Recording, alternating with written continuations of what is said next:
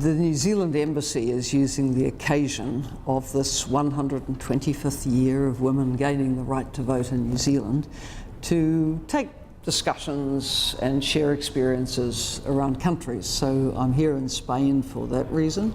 I've just been in Santiago, Chile, and Bogota in Colombia. And we talk a little about the experience in New Zealand. We've had 3 women prime ministers.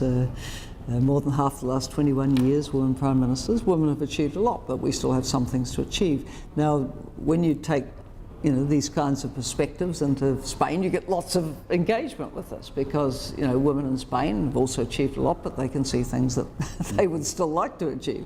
So it opens up this kind of discussion, and we always have many men also at these dialogues, which is very positive.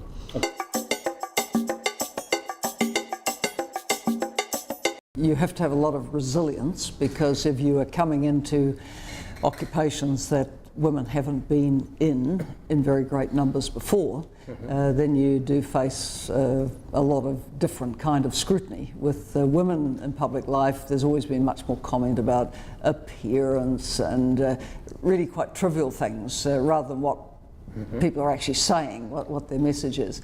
So you have to break through those barriers too, so that there's, in the end, less of that kind of comment and more on what you actually represent.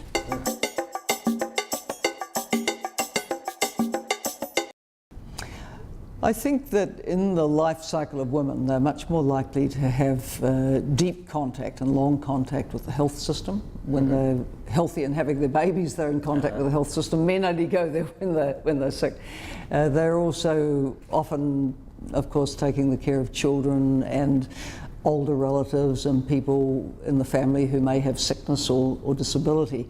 So women tend to be much more tuned into what is the state of the health services that really impacts on them. Also, they tend to be more in touch with the schooling systems and the daycare provision. So I think when you have women in public life and decision making, you have decision making more attuned to hearing what women actually want of their services. Okay. Hashtag #MeToo is a huge movement.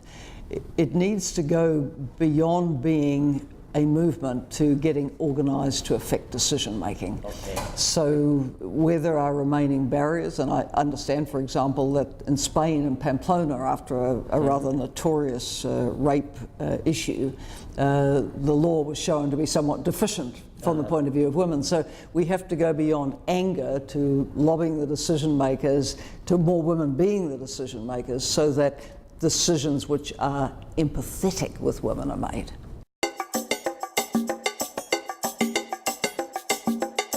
So I think women have been on the march, and when they're on the march you will get a backlash from an element of people. For example, when we look at how this really horrific set of proceedings in the US Senate went on over a 2-week period, initially I think there was quite a lot of sympathy for the woman who came forward, and she has my total sympathy.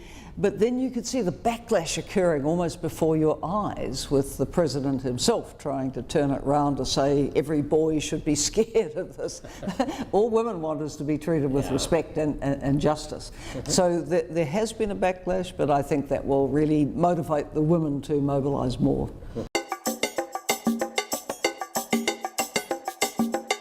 This 2030 Sustainable Development Agenda, which says don't leave people behind, you should have adequate minimum safety nets that people won't fall under. Everybody needs to be able to take their education to their full potential, have access to universal health coverage, which is a very important part of the new agenda. We really need governments to get serious about these things, otherwise we're going to have a very unhappy world where the have-nots are more and more numerous and the rich live behind barbed wire. This is not a cohesive society.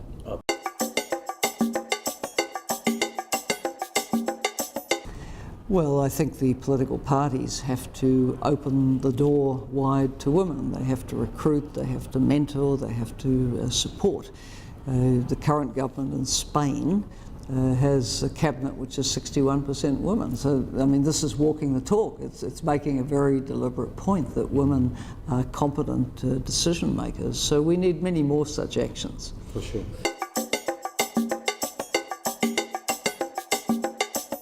Yes, I think women are on the move. I think we're also in a period where there's some backlash in some places, but I don't think it's going to stop women going where they need to be, and that is into decision-making circles. You know, the public sector, parliaments, cabinets, you know, these haven't been easy places to break into, but in quite a number of countries women have. I think the private sector is a big issue because you know, the big global companies, when measured, barely have 20% of their directors are women, and we need women, you know, represented in all these high tables. But I think it's going to happen. It's not a question of if, but when.